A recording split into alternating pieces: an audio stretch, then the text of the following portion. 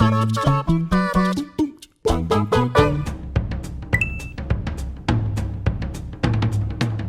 everyone, the Egg Daddy here, Jules Gill. And when it comes to terrible video games that I desperately wanted to love, the only one that springs to mind is Evolve. Now, I know that Ash will absolutely chastise me for this because she absolutely loves this game, but I'm sorry, it's not as good as you think it is.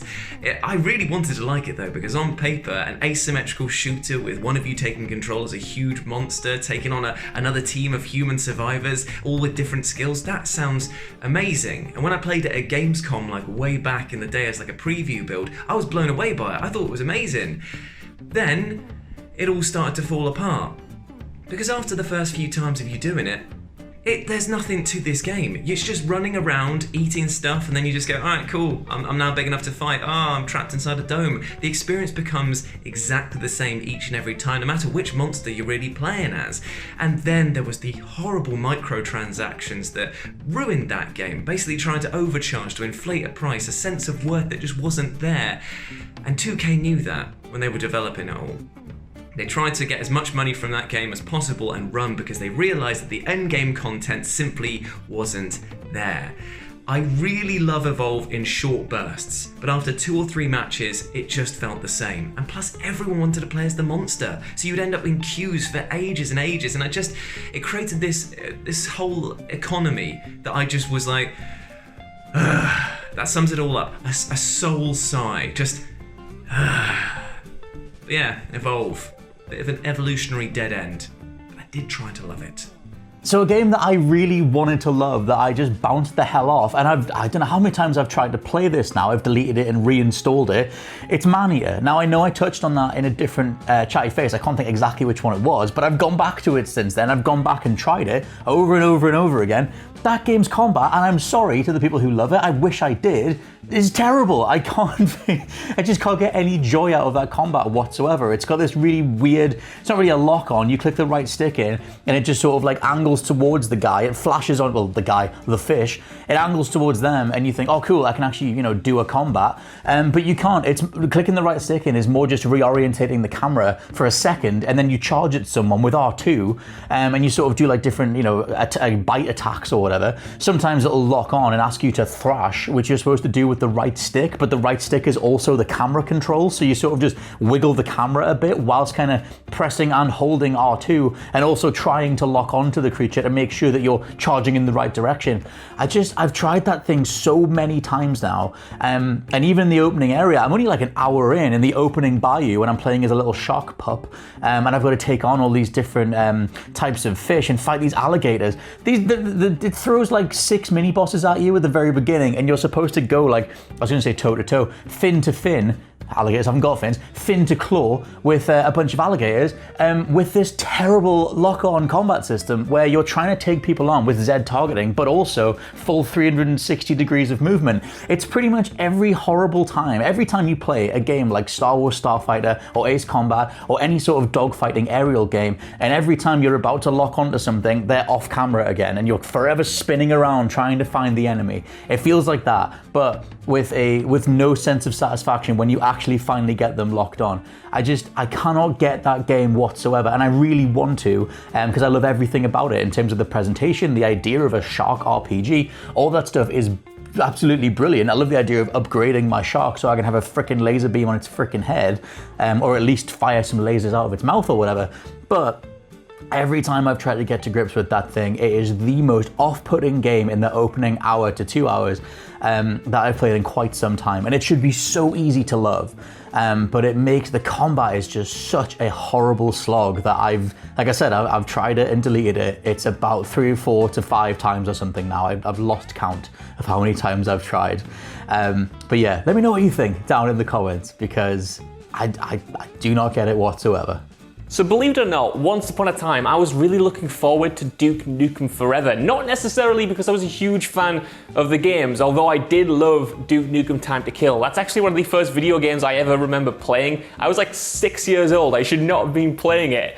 And yet my dad was having a great time on it, so I used to sneak on, put the cheats in because I was no good at it, and play through the levels, and I had such a fondness for that title that I had a love of Duke throughout my kind of adolescent life. I grew up loving that memory and therefore looking forward to anything else that he was going to be in. And obviously Duke Nukem Forever was kind of like this mythical project. It was in development for so long, and it kind of had this reputation that preceded it, and I kind of got invested into that myth about 3 or 4 years before it actually came out, and I kept kind of regularly checking in on the game to see if there was any news, if it had a release date, if there were any new developers or publishers coming on board. And eventually I checked, and it turned out that Gearbox Software was coming in to polish it up and then actually release the game. But even then, I thought, nah, this is too good to be true. There's no way this game is actually coming out.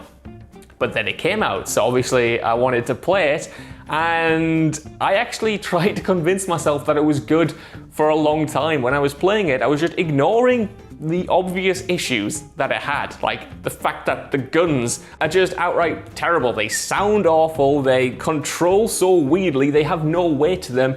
It's not a fun time. And this is all on top of, you know, the dated humor even for then. Like, there were jokes in that game that like weren't funny when it came out. Like, they were well beyond their sell-by date, and it just reminded you that this is a game kind of out of time, and that you were playing something that was already dated and already archaic when it first came out. But even then, like, looking at the disparate parts, I don't know if this project would have ever have actually been good, because there are so many just kind of weird oddities in it, like the fact that you spend so much time as Mini Duke and you're driving the RC car. I don't know what that's about. Like, all of the humor just doesn't hit, and it feels like an old man kind of at a party, and he's getting too bevved up, and then he just kind of makes a tit of himself. And for me, at least in my memory, that's not what Duke Nukem 3D or Duke Nukem Time to Kill was all about. They were funny and irreverent and current, whereas by the time Forever came out,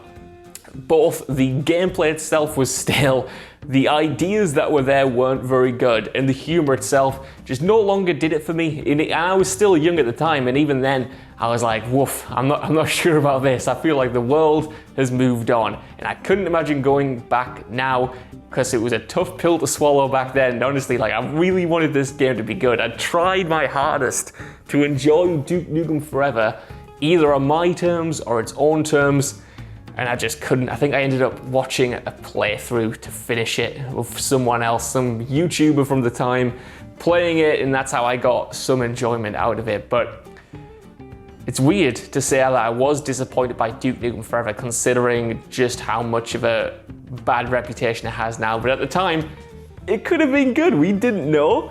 The chances were always slim, but in my heart, they were high. I was looking forward to it. So one terrible game that I really wanted to love, I mean I still kind of do nowadays, is The Culling, and I've kind of talked about it already in Chatty Faces. I can't remember which one it is, but if you remember then just put it down in the comments somewhere. But another game that I kind of desperately wanted to love, and it was terrible, was Lawbreakers. And me and my friend Dan got this back when it was like a few days old, back in like early access.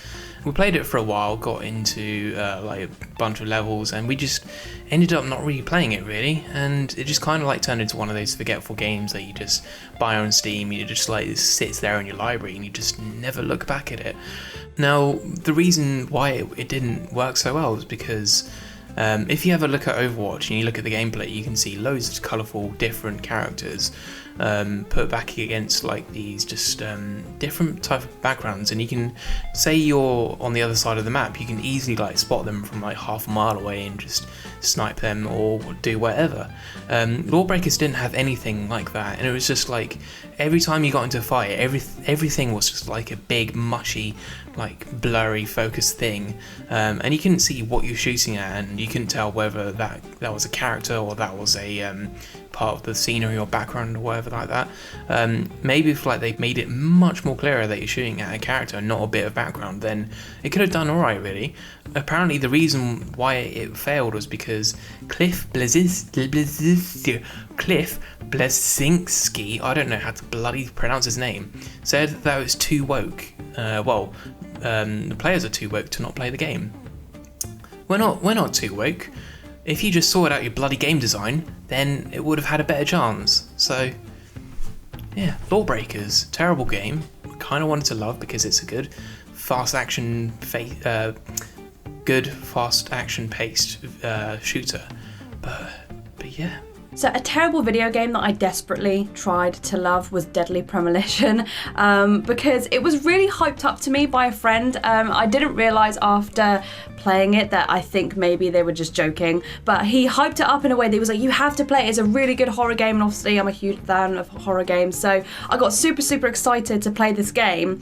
And you know, when I first started playing it, it wasn't too bad. Like I sort of went in there and I was like, okay, this isn't too bad. Like some of the monsters are kind of creepy, but it just seemed like, especially that opening scene where he's in the car and it's just really poorly acted. Like straight away I thought, I don't know if this game is going to be any good. And then obviously kind of carrying on. I think I only played it about like 10 minutes, but I went back and kept trying to play it. I must have played it like another 3 or 4 times, just kept trying to go in and play it. And I would either get lost or stuck or just give up or just like didn't really know what was going on and just was put off by the really poor acting. And it was just, I was so confused as to why he was telling me to play this game and why he hyped it up so much. And then as I've got older, I've like started to realise that Deadly Premonition is renownedly just awful. Like it's just purposely made to be really bad.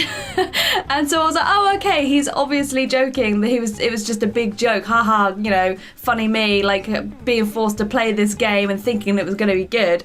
But I feel like if I went back now and tried to play it again, like again, it's one of those games that I'm like, I should go back and try and play that again. I keep trying to do it and I know that I'm not going to enjoy it because it's not supposed to be enjoyed in a way that is actually good. It's just like, it's like watching a really horrible, like crappy horror movie where it's just like so cheesy, it's good. But the thing is, whereas a video game, you have to do these things, you have to play it. So it's different because it's like, yeah, it's one thing being so cheesy it's good, but when you are running into multiple problems to the point where you can't physically progress and go within the game, then it's just not enjoyable anymore. It's not so cheesy it's good, it's just so cheesy and crap that it is still just crap. So yes, Deadly Premonition is something that I will probably continue to try over and over again and will just never ever enjoy.